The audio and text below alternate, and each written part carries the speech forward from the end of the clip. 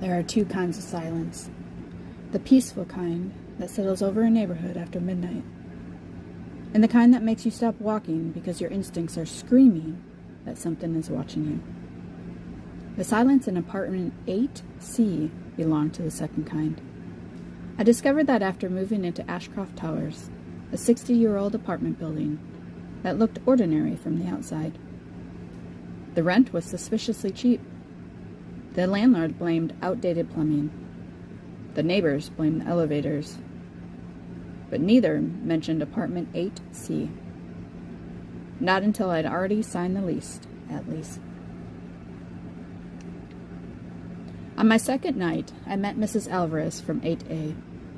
She was in her 80s, sharp as a tack, and seemed relieved to see another tenant on the floor. As she handed me a plate of homemade cookies, her smile disappeared. If you hear knocking, don't answer. I laughed. Kids playing tricks? She looked genuinely confused. There's no children in this building. Then she walked away before I could ask another question. At exactly 2:41 the next morning, someone knocked. 3 slow taps. Not on my front door, though. On my bedroom wall.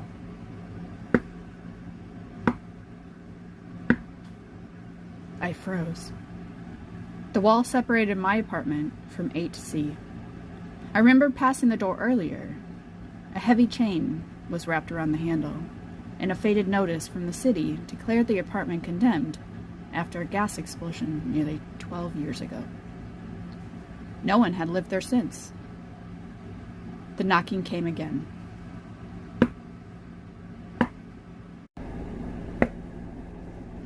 Something scraped slowly across the wall, as if fingernails were searching for a weak spot.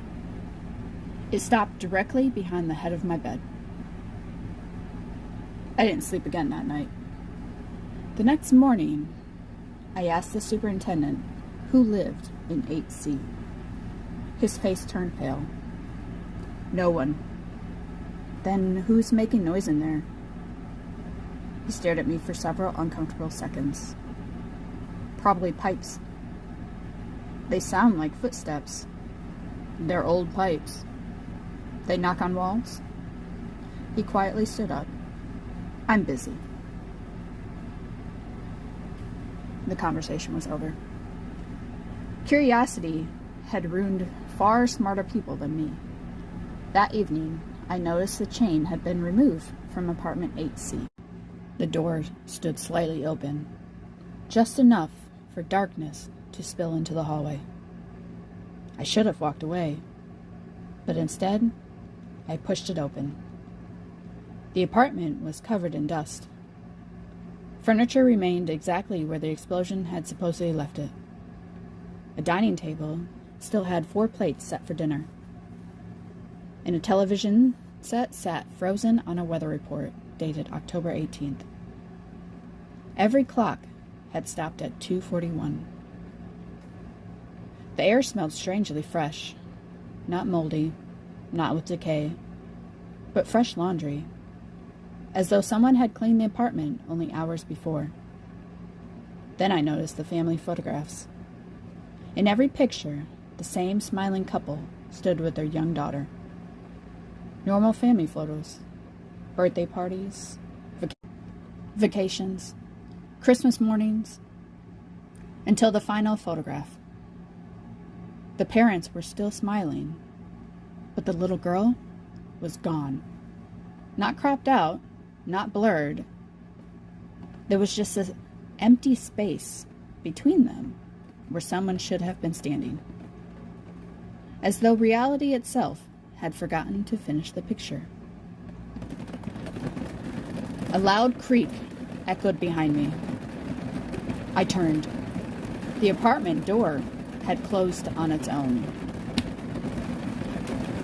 I reached for the knob. Locked. My phone had no signal. Then I heard footsteps. Not in the hallway, but inside the apartment. Slow. Measured. Approaching from the bedroom. I called. called out. "Hello?" No answer. The footsteps continued. 1, 2, 3, until they stopped just beyond the bedroom doorway. Nothing appeared, just darkness. Then, a woman's voice whispered, "Don't smile back." Every hair on my arm stood up, because I hadn't seen anyone, until I looked toward the hallway mirror. Standing directly behind me, close enough that I should have felt their breath, was a man wearing a perfectly pressed gray suit. His face wasn't frightening because it was disfigured. It was frightening because it wasn't. Perfect skin, perfect hair, perfect teeth. Perfect hair, perfect teeth. The kind of smile you trust immediately, except it never reached his eyes. His eyes were completely black. Not a dark brown, not shadowed, but completely pitch black, like empty holes cut into his face. He slowly raised one finger to his lips, as if asking me to keep a secret. Then, without moving a single muscle below his neck, his reflection smiled wider and wider, so much wider, far wider than a human mouth should ever open. Then the mirror cracked from top to bottom, and I realized the man wasn't looking at me. He was looking at my reflection, waiting for it to smile back. My reflection never moved. I held my breath. The man continued staring at it, waiting. Seconds passed. Then, without my permission, the corners of my reflection's mouth twitched. I wasn't smiling. I was certain of it. My jaw was clenched so tightly it hurt. Yet the version of me inside the mirror, slowly, deliberately, began to grin. It wasn't copying me anymore. It was moving on its own. The smile spread impossibly wide until the skin at the corners of its mouth split open. Dark liquid trickled down its chin. Its eyes never left the man behind it. The man nodded once, as though approving its answer. Then, they both looked at me.